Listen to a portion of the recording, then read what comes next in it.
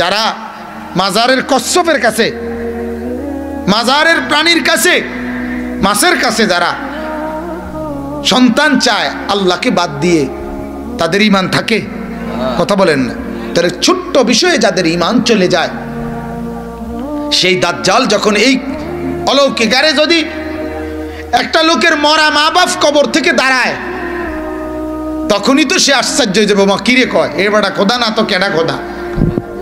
বলেন নাউজুবিল্লাহ।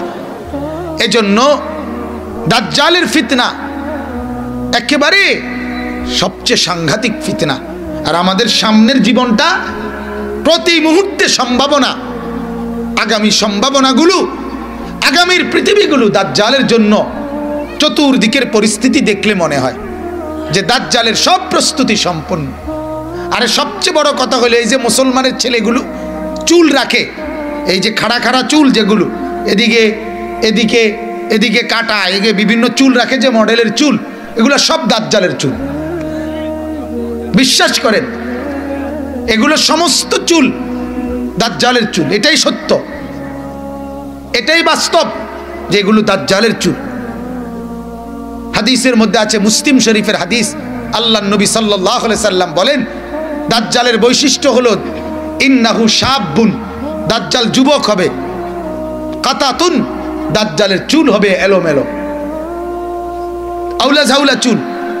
আমাদের এই ছেলে পেলেদের চুল এগুলো সব দাজ্জাল কাটিং চুল।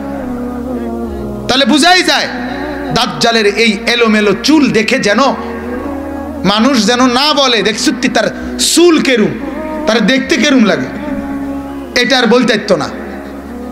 এটা বলতে পারবে না কেন? কারণ দাজ্জালের চুলের কাটিং যেটাই হোক, ওই কাটিং তো চলতেই আছে। কথা বুঝেন নাই?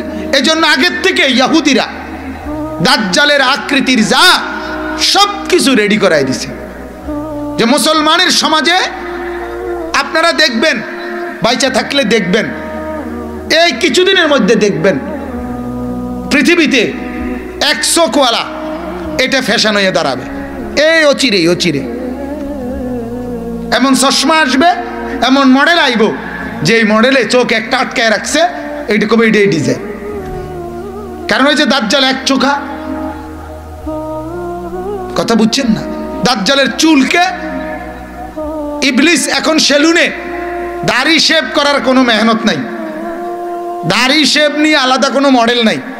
এখন যত মডেল সেলুনে কি নিয়া, এটা গত 3 বছর আগেও ছিল না।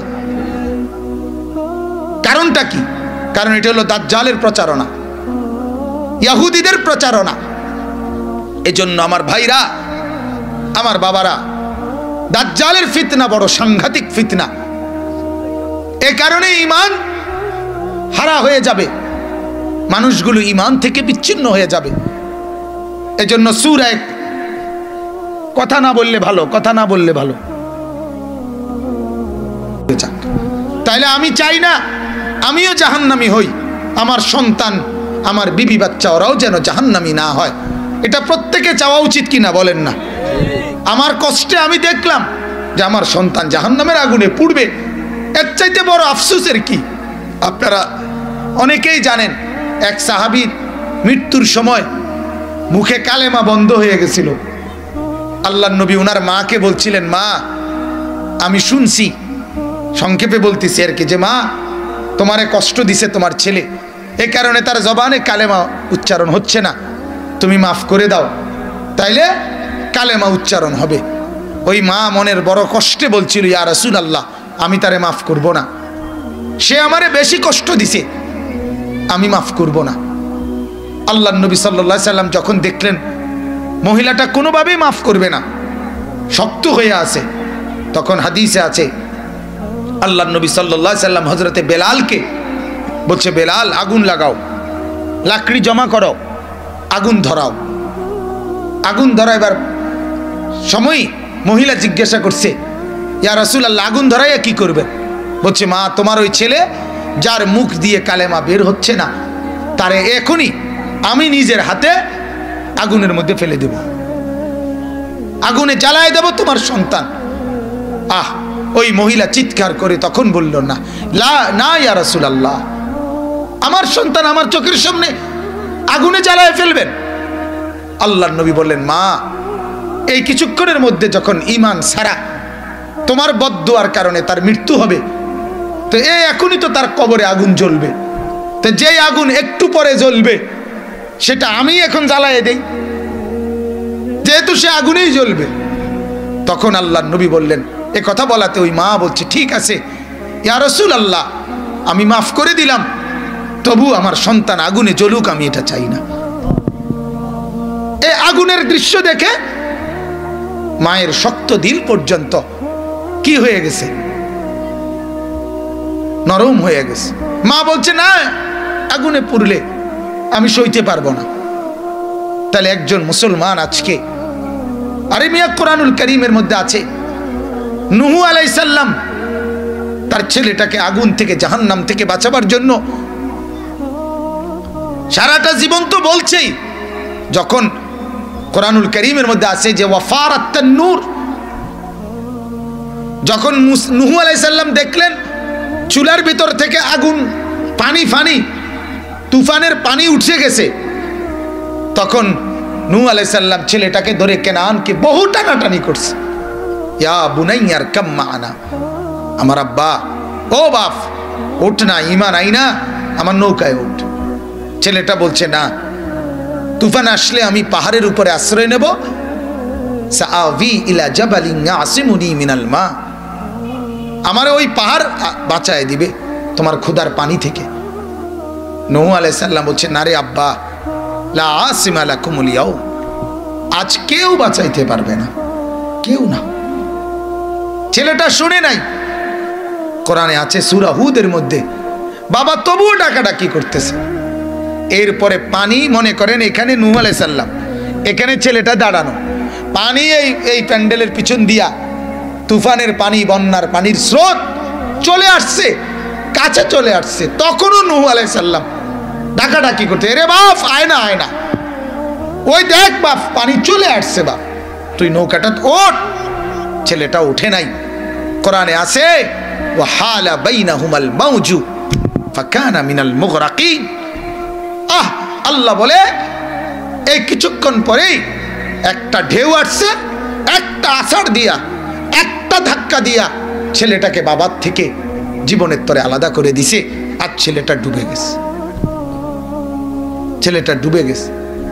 ওই ঝালকাঠিতে কিছুদিন আগে যে লঞ্চ দুর্ঘটনা হইল, আগুনে জ্বলে গেল একটা লঞ্চ। ওই লঞ্চে একজন বাপ তার 7 বছরের একটা মেয়ে বাচ্চাকে বুকের মধ্যে জড়াইয়া ধইরা লঞ্চ থেকে পানিতে ঝাঁপ দিছিল। 1.5 ঘন্টা, আমি নিজে মোবাইলে এটা দেখছি, বেটার কথা। 1.5 ঘন্টা ওই বাবা এই অন্ধকার রাতে নদীর পানিতে এই মেয়ে বাচ্চাটাকে বুকে জড়াইয়া সাঁতার কাটছে। সাঁতার কাইটা যখন পারে আসছে, পারে আইটা দেখে বুকের মানিক বুকেই মারা গেছে, বাচ্চাটা মারা গেছে বুকেই। বাপ যদিও বেঁচে আছে। আহা, এই বাপ এই দৃশ্য কেমনে ভুলবে, যে তার কলিজার টুকরা সন্তানকে বুকের মধ্যে রেখে চলে গেছে।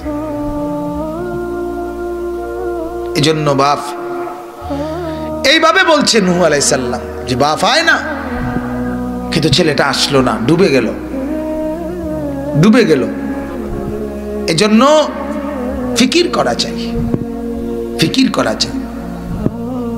আমাকেও বাঁচানো দরকার, আমার ছেলেকেও বাঁচানো দরকার, আমার মেয়েকেও বাঁচানো দরকার, আমার নাতি নাতনিকেও বাঁচানো দরকার।